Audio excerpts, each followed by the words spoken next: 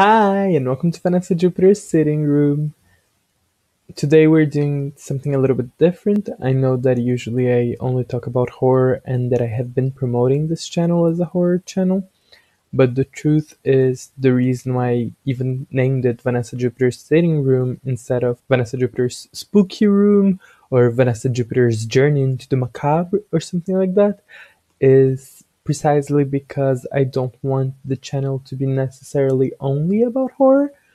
Obviously, that's something that I'm very passionate about. That's something that I'm going to be talking about a lot here, no matter what. So today we're doing something a little bit different.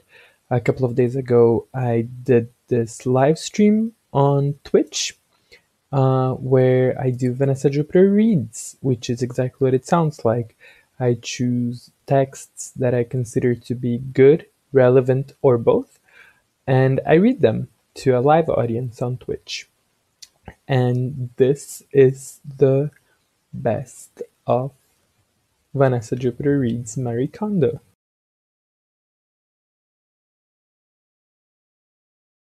I obviously believe that there's more to Marie Kondo than just a good cleanup technique. Otherwise, I wouldn't have chosen her book to read on my live stream.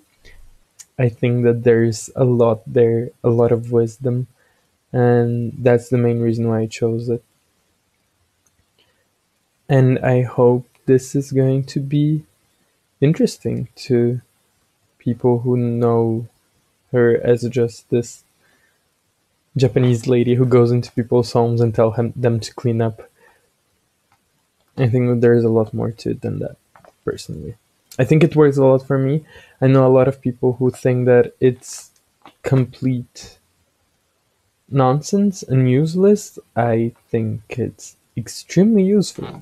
So, mm, so I'm going to give a little bit of background in case there's someone here who has no idea of who Marie Kondo is, what the book is about, where did she come from, and why does everybody know her name. Um, Marie Kondo, I am not a Marie Kondo hipster at all. I got to know Marie Kondo alongside everybody else when the Netflix series came up, which came out on January 1st, 2019. That is when the Netflix show Tidying Up with Marie Kondo broke the internet and suddenly everyone was talking about it.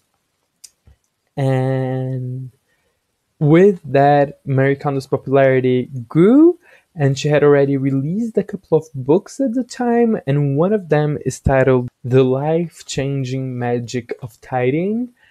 And this is a book that I decided to read earlier this year when the pandemic first started and we were all in lockdown. And it indeed was very helpful. I find a lot of her advice to be extremely solid, not only in terms of cleaning the house, but also in terms of how to approach most things in life. But yes, what most people know about her is that she goes into people's homes, she tells them how to clean or how to throw things away, and she does it, or she makes people do it. A lot of people also know about the sparking of joy, and this is precisely where we are going to start in our reading. For context of this book in particular, I would like to say that Marie Kondo talks a lot about her own youth in the beginning of the book as a child who was quite focused on tidying and how she spent her entire life thinking about it ever since she was a kid. And because of it, there's a lot of personal references to her own life all throughout the book, which I find interesting within itself. I think it's something that nobody really expects going into the book, especially after having come out of the Netflix series. I didn't, at least. Let's see what Marie Kondo has to tell us.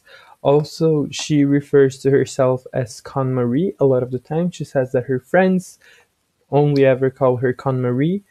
And she publicizes this in a way that makes me understand that it's also okay for the people who just read her book or who are just acquainted to her in this context to also refer to her as Con Marie. So if I ever talk about someone as Con Marie, I mean Marie Kondo. I am pretty sure that the thanking, like the gratitude aspect, is not something that we're going to delve deep today into, but just yeah, after we do the reading, I will definitely talk a little bit about that as well. I just know what I hear from her TV show. Yes, I really like her TV show. A lot of people who have read the book say that they like the TV show considerably less since they read the book. I don't. I love the TV show and the book. I think that both are great. So, yes. So, without further ado, I think that it's as good time as any to start the actual reading, shall we?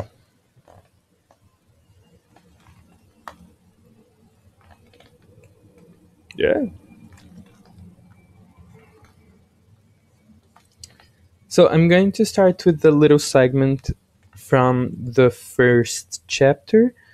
No, the second chapter. Um, yes, I'm going to jump around. I'm going to read quotes and segments that I consider to be particularly illuminating, let's say. Um, I do recommend reading the entire book, but today we're just going to go through different parts. And we are going to start with the part that is titled How to Choose. Does it spark joy?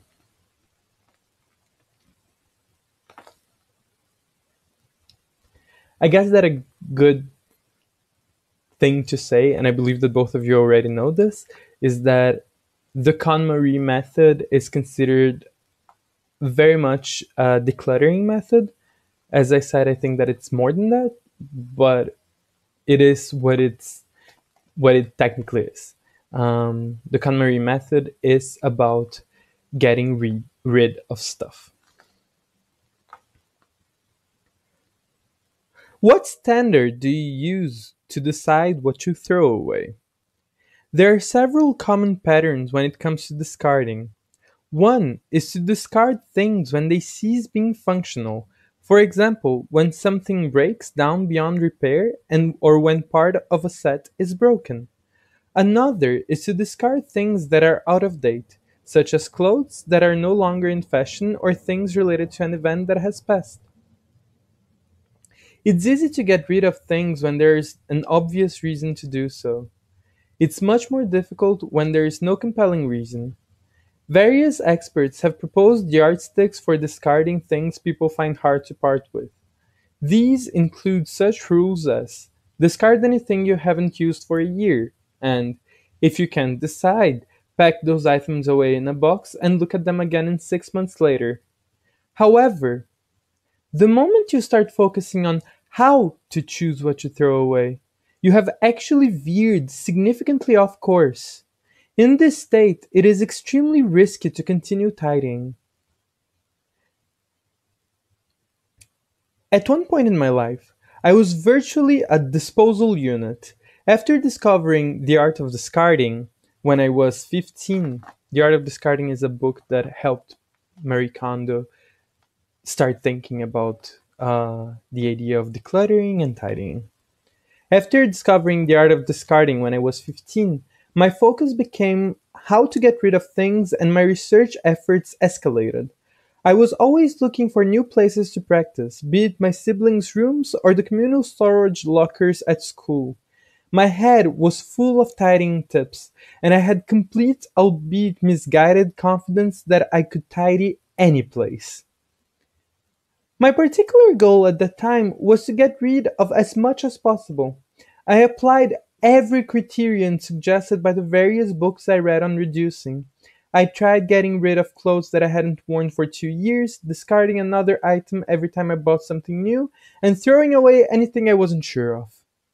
I threw out 30 bags of rubbish in 1 month, But no matter how much I discarded, not a single room in my house felt any tidier. In fact, I found myself going shopping just to relieve the stress and so failed miserably to reduce the total volume of my possessions. At home, I was always uptight, constantly on the lookout for superfluous things that could be thrown away. When I found something not in use, I would pounce on it vengefully and throw it in the rubbish. Not surprisingly, I became increasingly irritable and tense and found it impossible to relax even in my own home. One day after school, I opened the door to my room to begin cleaning as usual. At the sight of that untidy space, I finally lost it. I don't want to tidy anymore, I cried. Sitting myself down in the middle of my room, I began to think. I had spent 3 years tidying and discarding things, yet my room still felt cluttered. Would someone please tell me why my room isn't tidy when I work so hard at it? Although I did not say this out loud, in my heart I was practically shouting. At that moment, I heard a voice. Look more closely at what is there. What do you mean? I look at what's here so closely every day, I could drill a hole through it all. With that thought still in my head, I fell fast asleep right there on the floor. If I had been a little smarter, I would have realized before I became so neurotic that focusing solely on throwing things away can only bring unhappiness. Why? Because we should be choosing what we want to keep, not what we want to get rid of. Focusing solely on throwing things away can only bring unhappiness. Why? Because we should be choosing what we want to keep, not what we want to get rid of.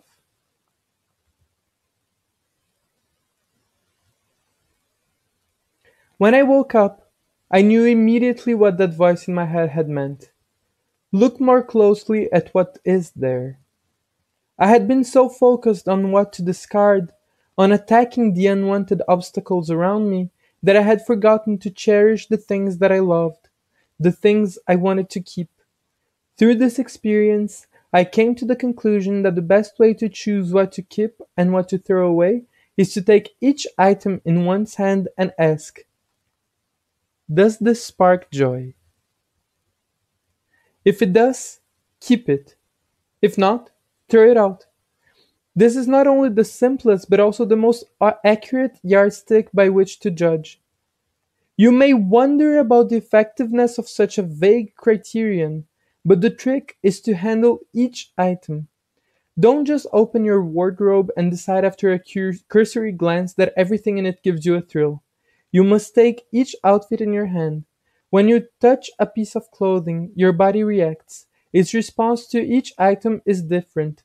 Trust me and try it. I chose this standard for a reason. After all, what is the point in tidying? If it's not so that our space and the things in it can bring us happiness, then I think there is no point at all. Therefore, the best criterion for choosing what to keep and what to discard is whether keeping it will make you happy, whether it will bring you joy. Are you happy wearing the clothes that don't give you pleasure? Do you feel joy when surrounded by piles of unread books that don't touch your heart?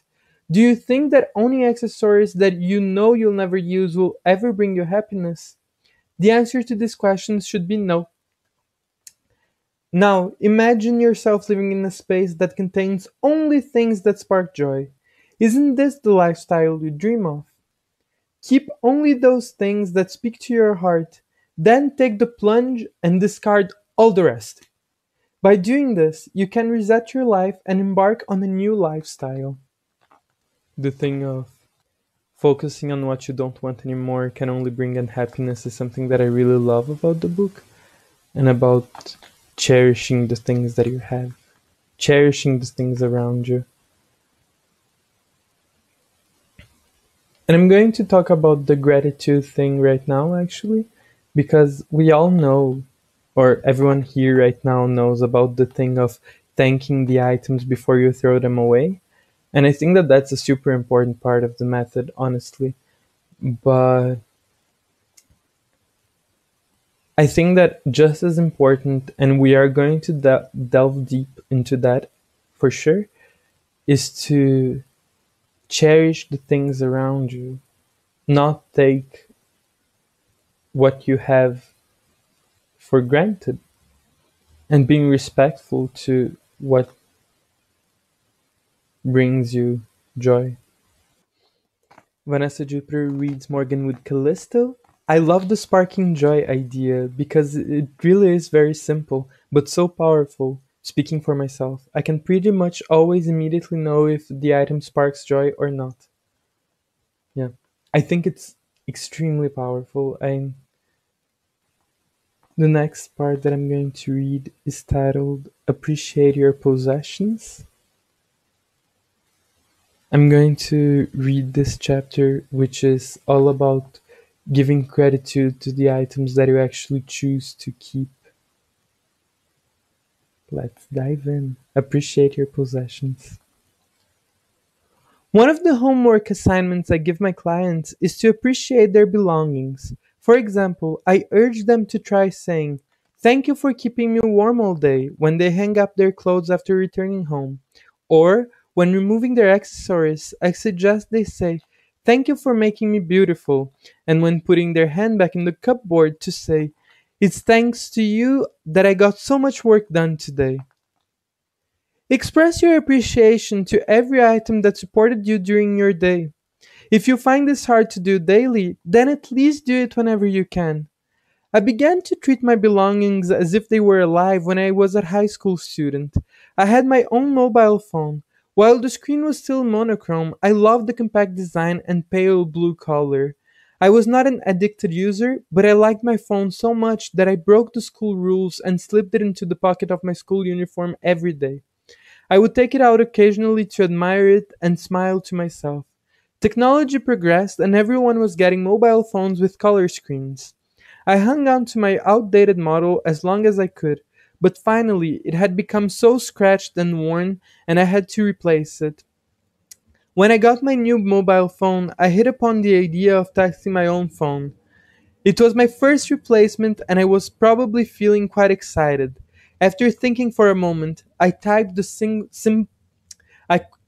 simple message, "Thank you for everything," and added a heart symbol.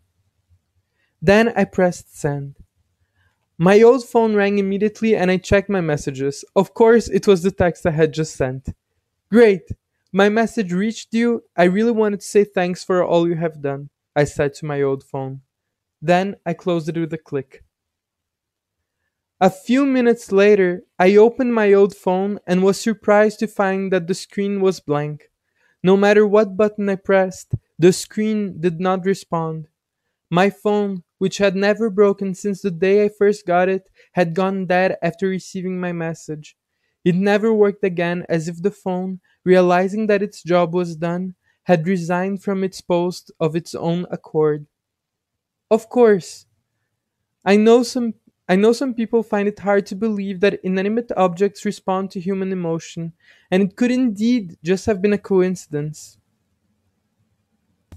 We often hear about athletes who take loving care of their sports gear, treating them almost as if they were sacred. I think they instinctively sense the power of these objects. If we treated all things we use in our daily life, whether it is our computer, our handbag, or our pens and pencils, with the same care that athletes give to their equipment, we could greatly increase the number of dependable supporters in our lives. The act of possessing is a very natural part of our daily life, not something reserved for some special match or contest. Even if we remain unaware of it, our belongings really work hard for us, carrying out their respective roles each day to support our lives. Just as we like to come home and relax after a day's work, our things breathe a sigh of relief when they return to where they belong. Have you ever thought about what it would be like to have no fixed address? Our lives would be very uncertain. It is precisely because we have a home to return to that we can go out to work, to shop, or to interact with others. The same is true for our belongings.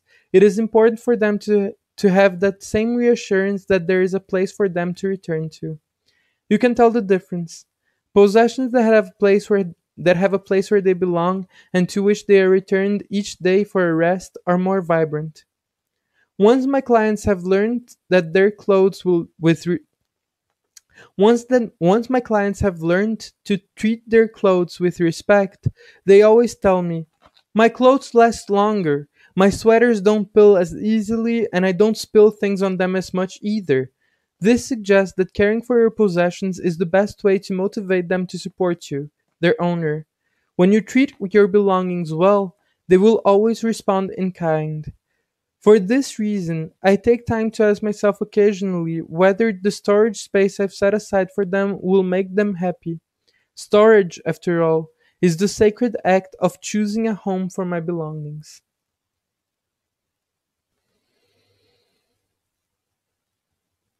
I'm going to address a little bit of one of the main criticisms that I hear about Mary Kondo, and especially given that I am so often talking about leftism.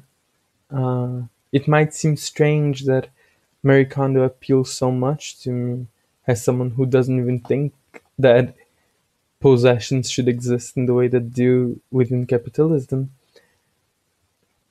And this chapter in particular, I find that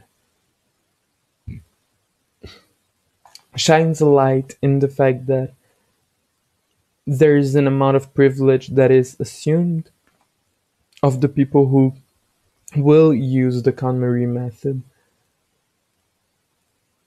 But also something I really love is that I know quite a few people, both online and my real life, that have responded quite well to the KonMari method, even when they don't have much.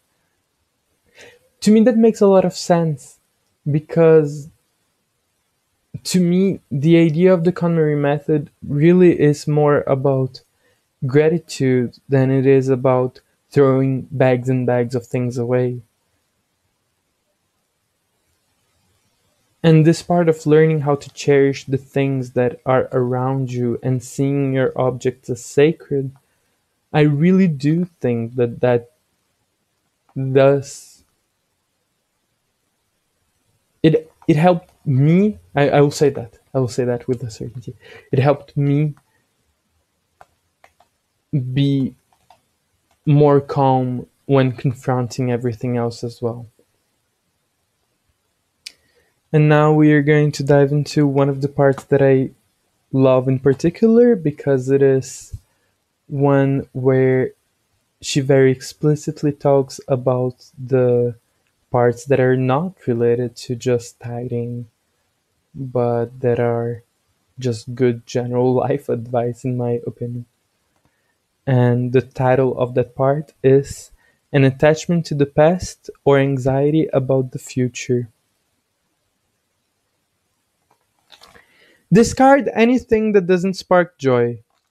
If you have tried this method even a little, you have realized by now that it is not that difficult to identify something that brings you joy. The moment you touch it, you know the answer. It is much more difficult to decide to discard something. We come up with all kinds of reasons for not doing it, such as, "I didn't use this particular pot all year, but who knows, I might need it sometime," or "That necklace my boyfriend gave me, I really liked it at the time." But when we really delve into the reason for why we can't let something go, there are only two reasons: an attachment to the past or fear for the future. During the selection process, if you come across something that does not spark joy but that you just can't bring yourself to throw away, stop a moment and ask yourself, am I having trouble getting rid of this because of an attachment to the past or because of a fear for the future? Ask this for every one of these items. As you do so, you'll begin to see a pattern in your ownership of things, a pattern that falls into one of three categories: attachment to the past, attachment to the past, desire for stability in the future, or a combination of both. It's important to understand your ownership pattern because it is an expression of the values that guide your life. The question of what you want to own is actually the question of how you want to live your life. Attachment to the past and fears concerning the future govern not only the way you select the things you own, but represent the criteria by which you make choices in every aspect of your life, including your relationships with people and your job. Warning: the next few examples are going to be extremely heteronormative. Um, I think that they are good illustrations of why this attachment to the past or fear of the future uh, works, but the examples are extremely heteronormative. When a woman who is very anxious about the future chooses a man, for example, she is less likely to select someone purely because she likes and enjoys being with him.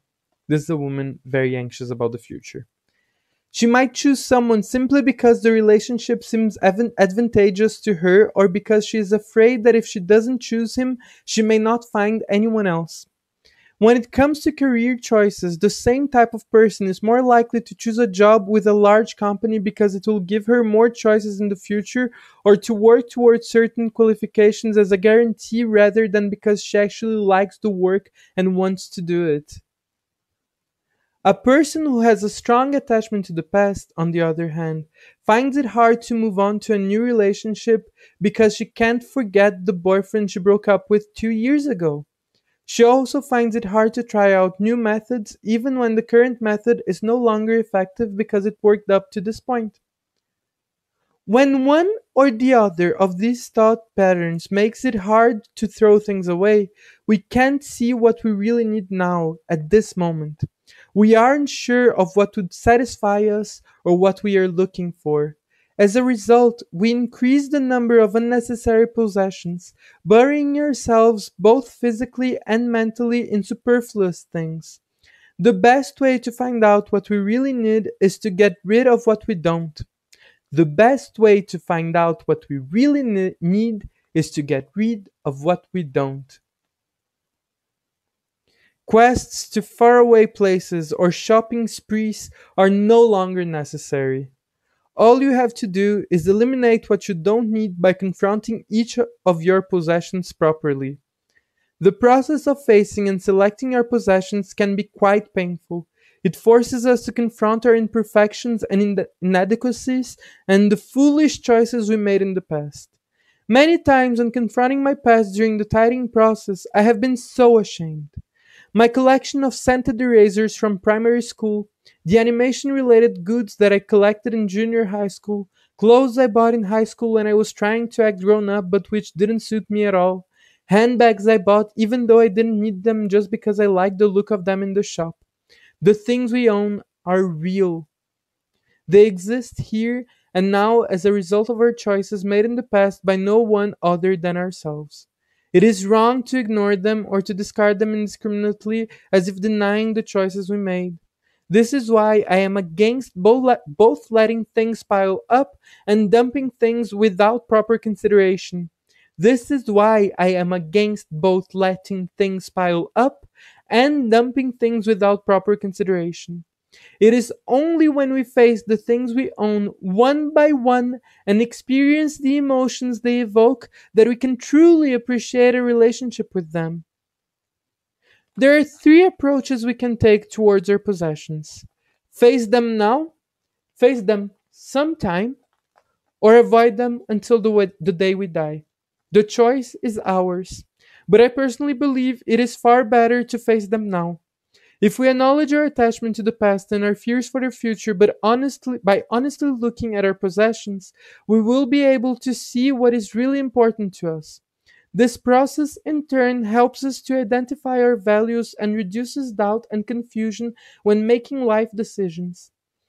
If we can have confidence in our decisions and launch enthusiastically into action without any doubts holding us back, we will be able to achieve much more. In other words, the sooner we confront our possessions, the better. If you are going to put your house in order, do it now.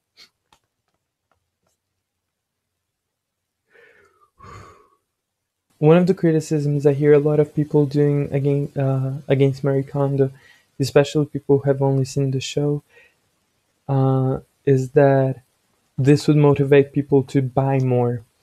And to me, that is so nonsensical, because to me, it's quite obvious that this is a decluttering method that is indeed very much against shopping sprees. Um, if you only have things that spark joy, like, you will understand that part of that process is not to buy too much more, is to only ever buy things that spark joy. Another thing that I want to comment about this chapter is the fact of not throwing things away without consideration. And now finally talking about the thing of like thanking the objects before throwing them away. To me, that is a sign of respect towards the object as well, to throw them away. And this is something that she also mentions quite often in the book. It's that like an object that is not being used is an unhappy object. Why do you think a t-shirt that you never wear would want to be in your closet in the first place?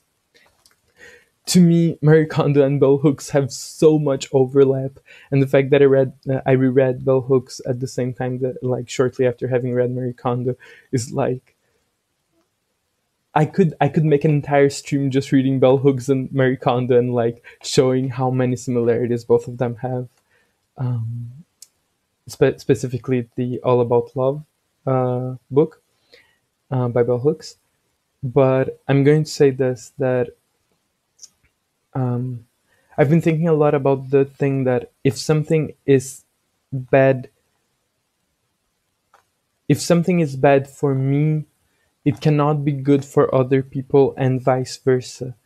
Um, Me treating someone else well means that I'm treating myself well, and vice versa. And me taking care of my own needs and my own self is me taking care of the people that I care about, because the people that I care about me as well, and they want my well being as well. Um, and this is related to this in the sense that if someone is hurting me, the loving course of action is to tell them, I cannot allow you to continue being near me. You are hurting me. Thank you for teaching me what you taught me. Goodbye. Moving on. The last big segment that I'm going to read is titled Being Surrounded by Things That Bring Joy Makes You Happy. And this one is another very cute one. Uh, so let's do it. Everyone has things that they love, things that they cannot imagine parting with. Even though other people shake their heads in disbelief when they see them, I see the things that other people find precious every day, and you would be amazed at the strange and incomprehensible articles that capture people's hearts. A set of 10 finger puppets, each with one eye only, and every eye different. A broken alarm clock shaped like a cartoon character. A driftwood collection that looks more like a heap of scrap wood. But the immediate response to my hesitant, does this really spark joy? Is an emphatic yes! There's no arguing with their confident gaze and shining eyes, because I, too, have one such item. My Kikoro t-shirt. Kikoro, which translates into Forest Child, was one of the two official mascots of the Aichi Expo 2005, which promoted love for the earth and renewable, eco-friendly technology. The larger mascot, Morizo, is perhaps better known. Kikoro was Morizo's sidekick, a little lime green roly-poly character, and my t-shirt shows only Kikoro's face. I wear it around the house all the time. It is one thing that I just cannot bring myself to part with. Even if people were to ridicule me, saying, "How can you keep this? Aren't you embarrassed? It's so unfeminine. How can you wear that? You should throw it away." Let me be clear. The clothes I wear at home are generally pretty. I usually wear girly things such as camisoles with layers of pink frills and flower print cottons ensembles around the house. As I said, a bit heteronormative, but the only exception is my Kikora t-shirt. It is quite a curious article. Shocking green in color with just Kikora's eyes and half open, full lipped mouth. And the tag clearly indicates that it's a children's size. As the expo was held in 2005, I've been wearing it for more than 8 years, even though I have no sentimental memories from the event itself. Just reading what I've written here makes me feel embarrassed to be hanging on to such a thing. Yet, whenever I see it, I can't bring myself to throw it away. My heart starts beating faster as soon as I see Kikora's lovely round eyes. The contents of my clothes drawers are organized so that I can see at a glance what's there. This t-shirt sticks out like a sore thumb among all my graceful feminine clothes, yet that just makes it more endearing. It's so old now. You would think that it would be stretched out of shape or stained, but it's not, so I can't find any excuse in that area for discarding it. The fact that the tag declares it was made in some other country, even though it was a Japanese expo, could have ruined its appeal for me. Yet, I still can't throw it away. These are the types of things you should boldly hang on to. If you can say without a doubt, "I really like this," no matter what anyone else says, and if you like yourself for having it, then ignore what other people think.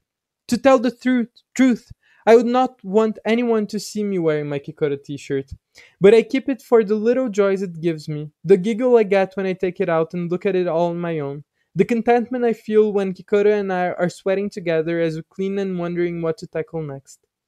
I can think of no greater happiness in life than to be surrounded only by the things I love. How about you? All you need to do is get rid of anything that doesn't touch your heart like this. There is no simpler way to contentment. What else could this be called but the magic of tidying? I find this a very sweet little chapter. Problematic. Okay, I was going to say about the lists thing that one of the things that I love about the KonMari method is that as someone who is currently producing a film and who has to do a lot of to-do lists, one of the things that I love about the method is that every once in a while I get to the end of a list, and as much as I love having lists, as much as I love ticking boxes on a list, once the list is done, once everything in it is accomplished, I tell myself, is there anything else that this list could provide me? And the answer is invariably no. So I thank it for having made me more organized and I throw it away. And this is like a very practical, non-tidying related thing that I believe is very much related to the KonMari method. And finally, there are two short sentences, paragraphs that I want to read that are the ones where, yeah, me too. I love finishing lists, and I think that it's like if you keep your lists that are finished still like in sight, I really recommend that you start as soon as you're over with one, immediately look at it and say thank you and throw it away. It's I really love doing it, and thank you, KonMari, for having taught me this. Every object has a different role to play. Not all clothes have come to you to be worn threadbare. It is the same with people. Not every person you meet in life will become a close friend or lover. Some you will find hard to get along with or impossible to like. But these people, too, teach you the precious lesson of who you do like, so that you will appreciate those special people even more. The work of carefully considering each object I own to see if it sparks joy inside me is like conversing with myself through the medium of my possessions.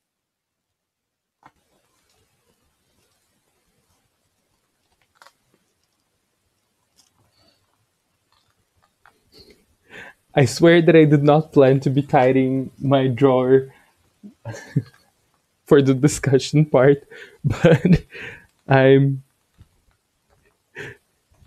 like, because I was looking for my problematic t shirt, I ended up messing up my drawer. So now I am indeed doing it. How appropriate.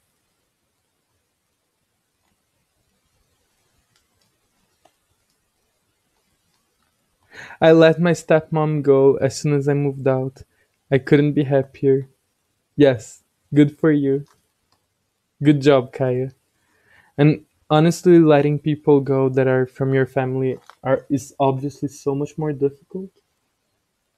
But as I was saying, I think that if someone hurts you, as I said before, if someone hurts you, the loving thing to do is to let them go.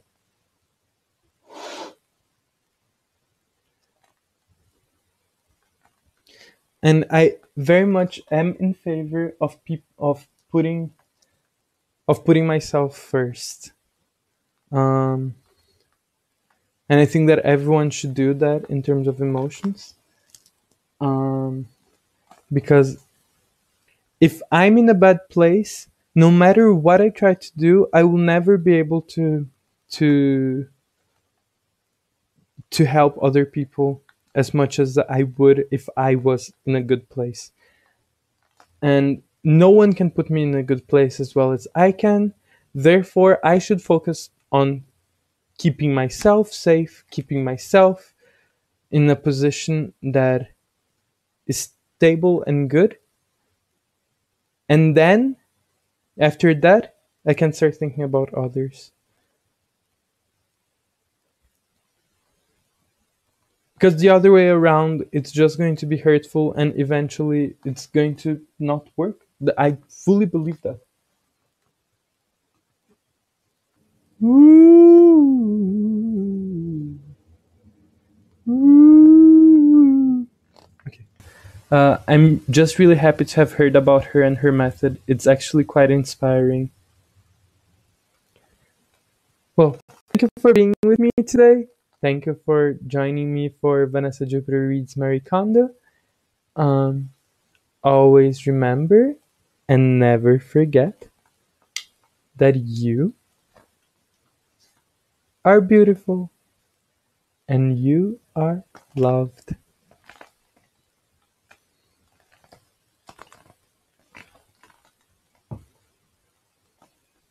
Bye.